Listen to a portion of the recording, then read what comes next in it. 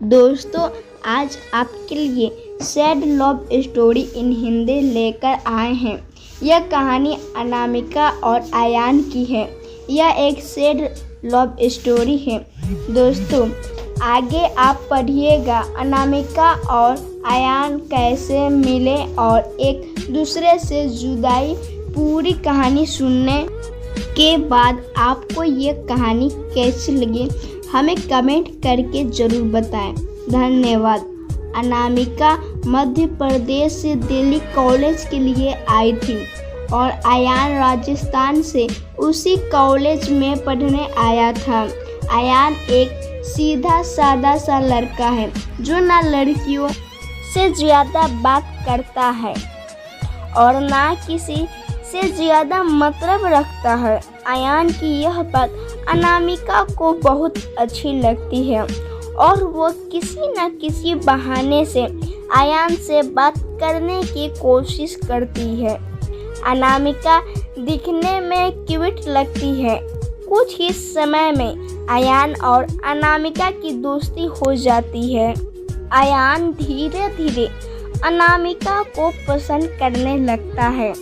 दोनों दिन भर कॉलेज में बातें करते, अपने हर लाइक डिसलाइक को शेयर करते हैं और कुछ समय में बहुत अच्छे दोस्त बन जाते हैं। आयान की लाइफ में पहले कभी कोई लड़की आई नहीं थी, जबकि अनामिका के पहले दोस्त थे और वह सबसे बात करती है। आयान को ये पसंद नहीं था। एक दिन बातों ही बातों में आयान अनामिका को अपने दिल की बात बता देता है। अनामिका उससे एक दिन का वक्त मांगती और कहती है, मैं कल तुम्हें इसका जवाब दूंगी। अनामिका सोचती, जब आयान कॉलेज पढ़ने आया था तब वह सिर्फ पढ़ाई पर ध्यान देता था, पर अब उसका पूरा ध्यान मुझ पर रहता है। अगर मैं इसकी गर्लफ्रेंड बन जाऊंगी तो यह पढ़ाई भूल जाएगा और मुझ में ही लगा रहेगा।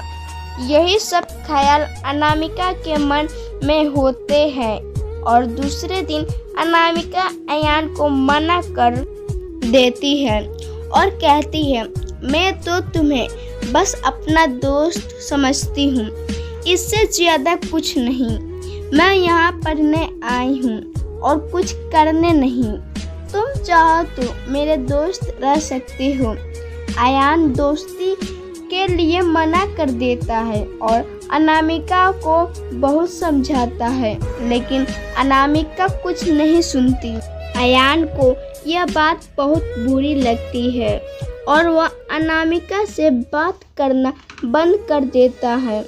कुछ दिन कॉलेज भी नहीं आता है। अब अनामिका को भूलकर पूरा ध्यान पढ़ाई में लगाता है और ना किसी से ज़्यादा बात करता है और ना मतलब रखता है। देखते देखते कॉलेज बीत जाता है और सब अलग अलग हो जाते हैं। आयान कॉलेज में टॉप कर जाता है और सबसे पहले नौकरी पा लेता है। 2-3 साल बीत जाते हैं। ना आयान को अनामिका का पता रहता है और ना अनामिका को आयान का कुछ पता रहता है। आयान अपनी कंपनी छोड़कर एक नई कंपनी में ज्वाइन करता है, जिसमें उसकी पोस्ट पहले से बहुत अच्छी और पगार दुगनी रहती है। जब आयान पहले दिन ऑफिस जाता है तो उसे पता चलता है अनामिका इस ऑफिस में उसकी जूनियर है। वह उस पर बिल्कुल भी ध्यान नहीं देता है और काम में ही लगा रहता है। कुछ दिनों ऐसे ही चलता है, पर दोनों एक दूसरे को पहले से जानते थे और एक दिन दोनों को एक प्रोजेक्ट के लिए साथ में बाहर जाना पड़ता है।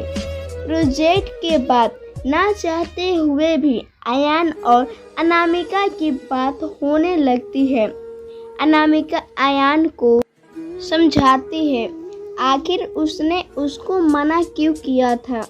अयान को अनामिका की बात समझ आ जाती है और दोनों में गहरी दोस्ती फिर से हो जाती है।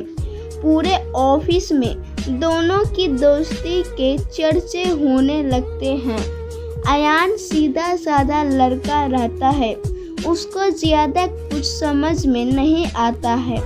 अयान कुछ समय बाद अनामिका को डिनर पर ले जाकर फिर से प्यार का इजहार करता है। अनामिका इस बार अयान से मना नहीं करना चाहती, पर उसके पास कोई चारा नहीं है क्योंकि कुछ ही दिनों में उसकी शादी होने वाली रहती है।